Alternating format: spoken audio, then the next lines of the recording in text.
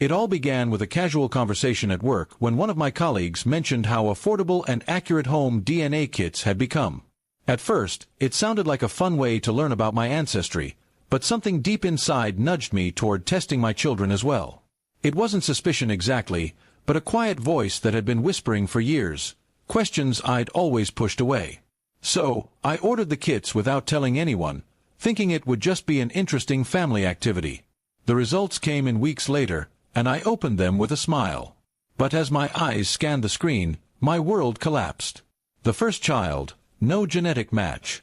I blinked, thinking it must be a glitch. I checked the second child, again, no match. My hands began to shake as I checked the third, then the fourth. None of them were mine.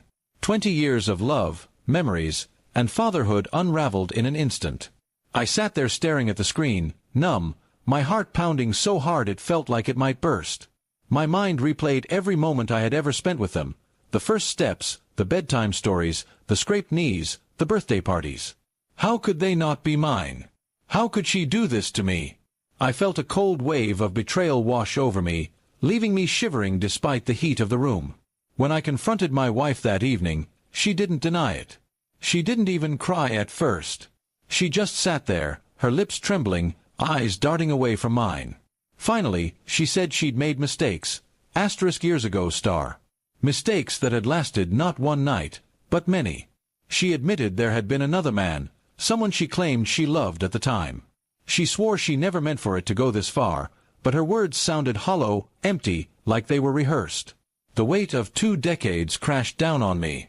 I thought about the sacrifices I'd made, working late nights, taking extra jobs, missing time with friends, just to give our children the best life possible. And now I realized, every bill I paid, every gift I bought, every dream I helped them chase. I had been doing it for another man's children. My blood boiled with anger and grief, the two emotions tangled so tightly I couldn't separate them. The days after the revelation were a blur. I couldn't eat, couldn't sleep.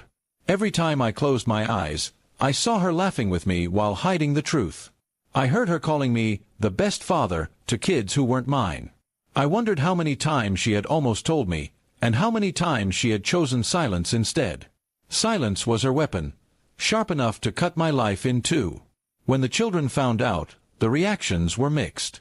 The eldest refused to believe it at first, accusing me of trying to tear the family apart. The younger ones cried, asking me if I still loved them. And in that moment, I realized something. My love for them was real, even if the blood wasn't. They were innocent. My wife's betrayal was hers alone, not theirs. But that truth didn't make the pain any less crushing.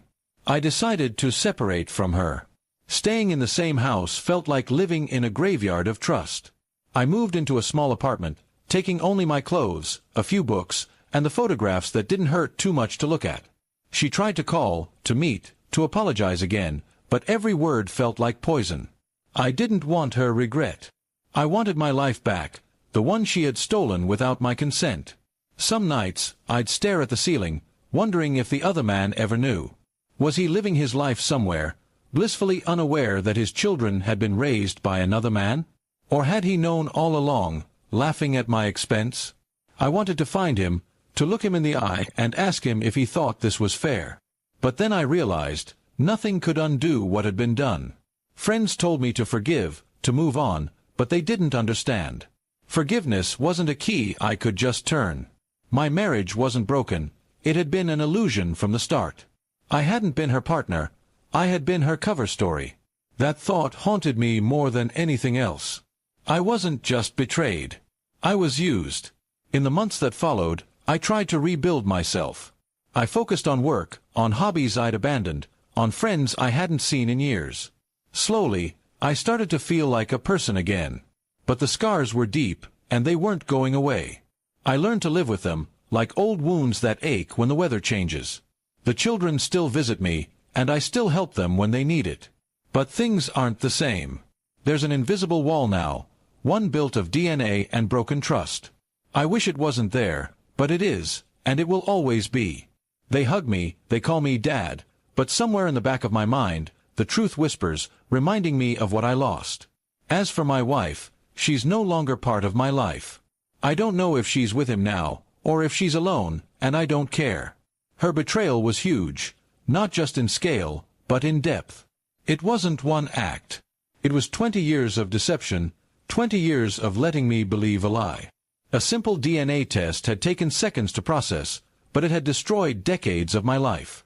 People say the truth sets you free, but this truth didn't free me, it buried me.